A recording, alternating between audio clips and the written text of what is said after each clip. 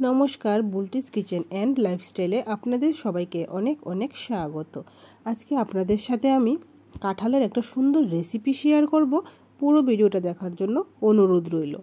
আমাদের ঘরোয়া বেসিক মশলা দিয়ে রান্নাবান্না করছি এখানে, তো রান্নাটা খুব সহজ এবং সিম্পল, বাট খেতে অত্যন্ত ভালো হয়েছিল। পুরো ভিডিওটা দেখার জন্য অনুরোধ রইল। ফার্স্টে এখানে আমি কাঁঠাল নিয়েছি, একদম গাছ কাঁঠাল, যেটা ছোট ছোট হয় কচি কচি, ওইগুলি নিয়ে ঠিক বোটাগুলিকে আমি এরকমভাবে ছোট ছোট করে পিস করেছি আর বিচিগুলিকে ফেলে দিলাম।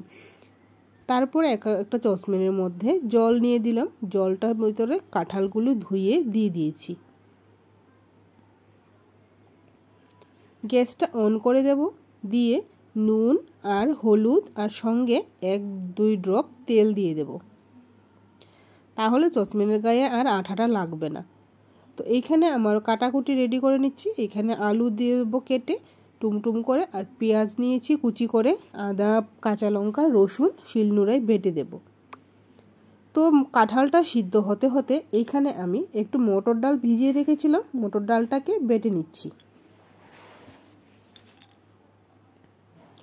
কড়াইতে তেল দিয়ে দিলাম, দিয়ে আলুগুলি যে ডুমো ডুমো করে কেটেছিলাম নুন আর হলুদ দিয়ে আলুগুলিকে একটু হালকা ব্রাউন হলে ভেজে নেব। ডালটার সাথে হাফ পেঁয়াজ আর 2টা কাঁচা লঙ্কা শিলনোড়ায় বেটে নেব।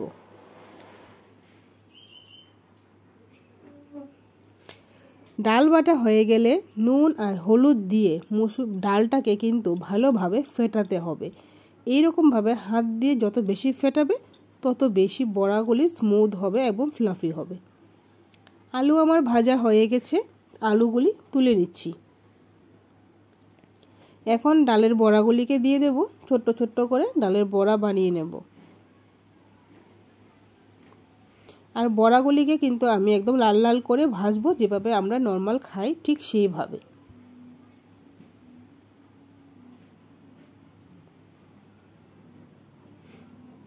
বড়া আমার হয়ে গেছে এখানে ভাজা। এখন কাঁঠালটাকে আমি একটু হালকা ব্রাউন করে ভেজে নেব। 1 চিমটি নুনও দিয়ে দিলাম, যেহেতু সিদ্ধতে নুন দিয়েছিলাম তার জন্য পরিমাণে কম দিয়েছি।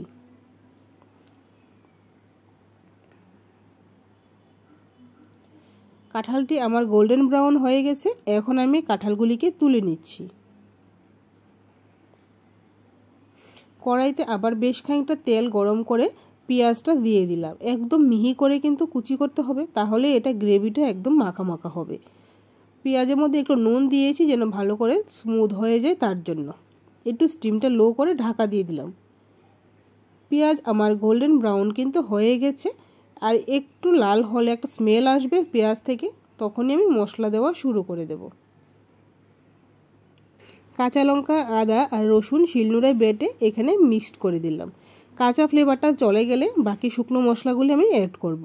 নুন, হলুদ, জিরে গুঁড়ো, ধনে গুঁড়ো, গরম মশলা গুঁড়ো, Kashmiri red chilli powder, half cup জল দিয়ে ভালো করে মশলা কষিয়ে নেব।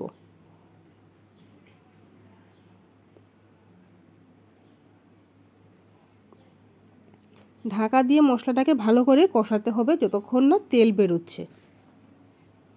মশলা থেকে তেল ছেড়ে দিয়েছে, এখন টমেটো পিউরি দিয়ে দিলাম। একটা টমেটো শিলনোড়ায় বেটে দিয়ে দিয়েছি।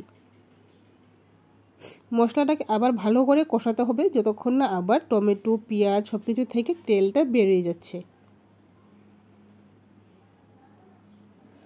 ডালের বড়া দিয়ে এই কাঁঠালের রেসিপিটা একবার অবশ্যই ঘরে ট্রাই করে দেখবেন, খুব ভালো হয় খেতে এবং খুব সুন্দরও হয় এই রেসিপিটা।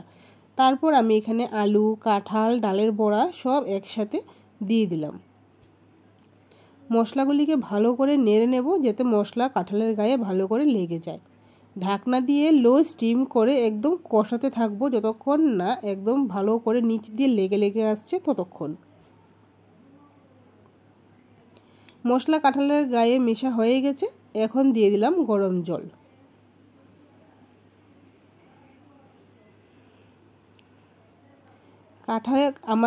কাঁঠালও সিদ্ধ হয়ে গেছে, আলু সিদ্ধ হয়ে গেছে, আর ডালের বড়াটিও কিন্তু একদম ভাঙেনি, একদম আস্ত আস্ত রয়েছে।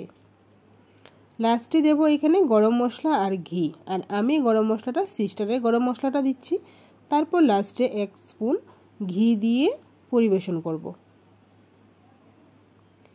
তো আমার কাঁঠাল রান্না হয়ে গেছে।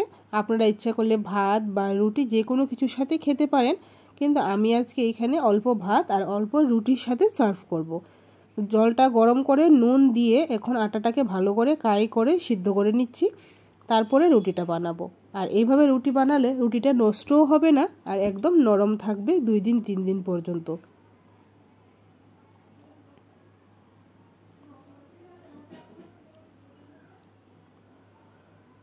এখানে আমার রুটিও হয়ে গেছে। এখন আমাদের লাঞ্চের টাইম হয়ে গেছে। এখানে নিয়েছি বাটি চাপা দিয়ে ভাত।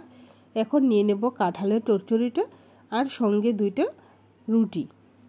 ভিডিওটা কেমন হয়েছে অবশ্যই কমেন্ট বক্সে জানাবেন। ভালো লাগলে সাবস্ক্রাইব করে দেবেন।